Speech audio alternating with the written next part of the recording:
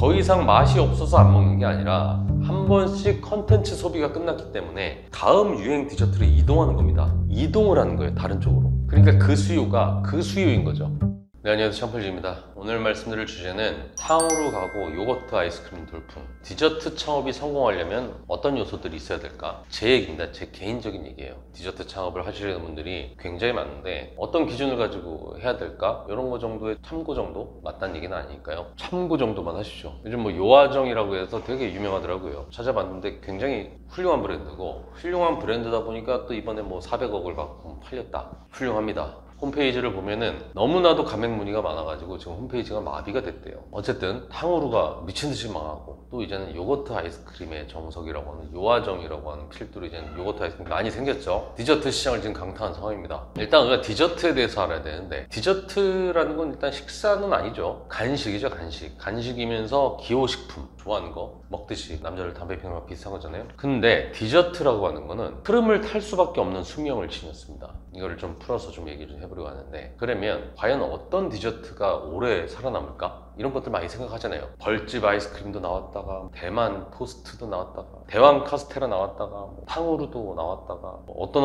와플 뭐 이런 것도 나왔다가, 매 순간 떴다 지는 아이템들. 이제는 창업자들도 이게 곧 떴다 사라진다 이런 것을 또 알아요, 또 하시는 분들이. 근데 그것을 알매도 불구하고 창업 비용 같은 이런 진입 장벽도 낮고 업무 강도도 낮기 때문에 결국에는 선택을 하면서도 나는 아니겠지, 이 정도 마인드, 이렇게 또 선택을 하게 됩니다. 왜냐면 꼭 그 중에는 저 사람 막 돈 되게 많이 벌고 있는데 나랑 비슷한 상황인데 저 사람은 먼저 해가 막 돈을 벌고 있어. 그다음에 막 창업봉에 지금 빨리 해야 되는데 나까지는 갈 거야, 이런 마음 들 수 있잖아요. 그렇게 눈으로 봤기 때문에 나도 될 수 있다라는 게 이게 이입이 되면서 바로 나도 할 수밖에 없는 그런 구조가 되는 거예요. 아니, 저 사람 나처럼 경력도 별로고, 나처럼 초보고, 나이도 나랑 비슷한 것 같고, 돈 투자도 내 투자면 비슷하게 한 것 같고, 나도 될 수 있는 거 아니야? 아니, 이렇게 돈을 못 버는 거라고 하면, 창풀지기가 맨날 이런 거 하지 말라고 하니까, 이렇게 하지 말라고 하면 이게 수백 개가 나가는데 그럼 그 사람들이 다 바본가? 창풀지기처럼 이런 사람들이 하지 말라고 그러는데 근데 수백 개가 늘어나고 있는데 늘어날 수 없는 거잖아. 그러면은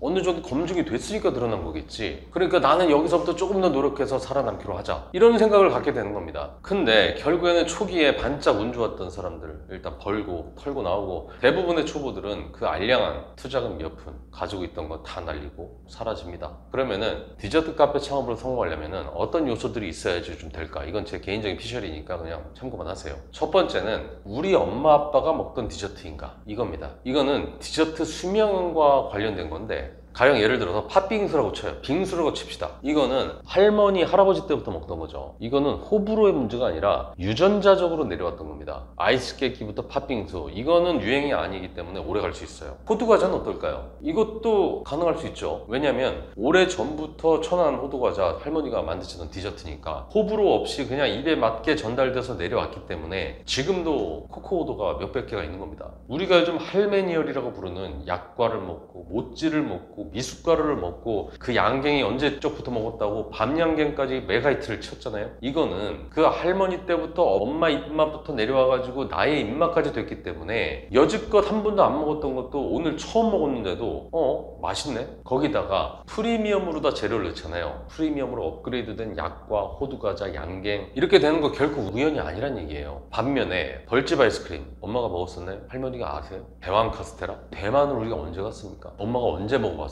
버블티, 콩의젠, 타피오카 막 이런 거 먹어. 이거 엄마가 알지도 못하잖아요. 할머니 더더욱 모르고. 탕후루? 밀가루 탕후루 정도는 알죠, 우리가. 왜냐면 우리가 꽈배기 이렇게 먹었으니까. 도너츠 이런 거 우리가 원래 먹었잖아요. 밀가루로다가 설탕 범벅한 거는 그래도 우리가 먹었어요. 꽈배기, 도너츠 이런 거. 그렇게 시장에서 먹지 않아도 삼립빵 이런 데서 만들어가지고 우리가 먹을 수 있잖아요. 근데 과일을 설탕 발라 먹었다는 우리나라가 한 적이 없어요.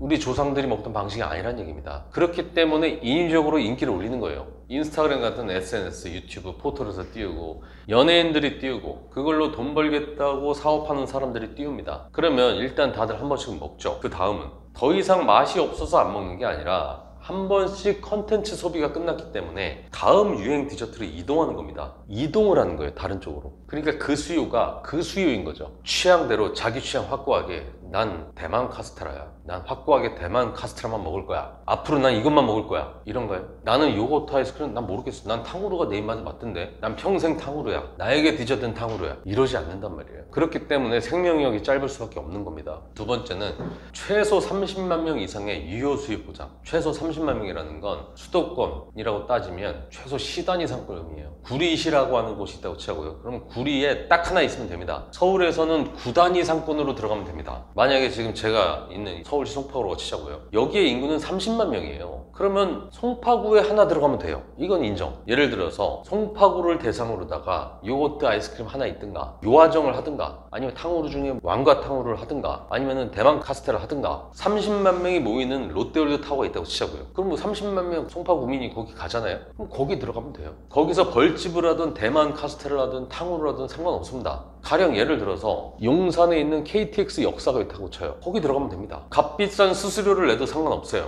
어차피 조리 과정도 쉽고 알바들이 해도 되잖아요. 아침부터 밤까지 끊임없이 사람들이 비가 오나 눈이 오나 바람이 부나 그 역사에 사람이 있으니까 백화점이나 역사가 아니더라도 압구정동 3번 출구, 홍대 입구 6번 출구, 강남역 5번 출구 이런 곳에 들어가면 돼요. 그런 곳은 최소 하루에 30만 명이 뭐예요? 100만 명 이상도 왔다 갔다 하는 곳이니까 오랜 시간 해도 안 망할 겁니다. 그런 데는 한물간 디저트 가게 있어도 거기는 안 망하고 계속 갈 거예요. 근데 문제는 배달을 기반으로다가 만약에 이 디저트를 한다? 배달 브랜드로 수백 개, 수천 개가 대한민국에 들어가도 되는 아이템은 단가가 높거나 재주문 빈도가 압도적으로 높은 것들만 가능합니다. 예를 들면 족발, 치킨, 피자, 짜장면 이런 것들은 배달을 해도 돼요. 수백 개, 수천 개 있어도 됩니다. 첫 번째로는 단가가 좋고 두 번째로는 자주 먹어요. 일주일에도 몇 번씩 시켜 먹을 수 있잖아요. 재주문 빈도수가 압도적인 곳들, 커피, 뭐 파리바게뜨, 분식류 이런 거는 늘상 우리 커피 달고 살고 있고 일주일에 주기적으로 가족들이 빵 사 먹어야 되고 오늘은 김밥 먹고 내일은 라면 먹고 그 다음 날은 뭐 오므라이스 사 먹고 분식집 자주 가잖아요. 이런 건 수백 개, 수천 개 매장이 있어도 가능합니다. 근데 디저트는 어떻죠? 아까랑 반대잖아요. 단가는 낮고 재주문 빈도는 적고 무엇보다 유효 수요가 넓어야 되기 때문에 수백 개가 들어가는 순간 순식간에 포화가 되죠. 이러면 망하는 거예요.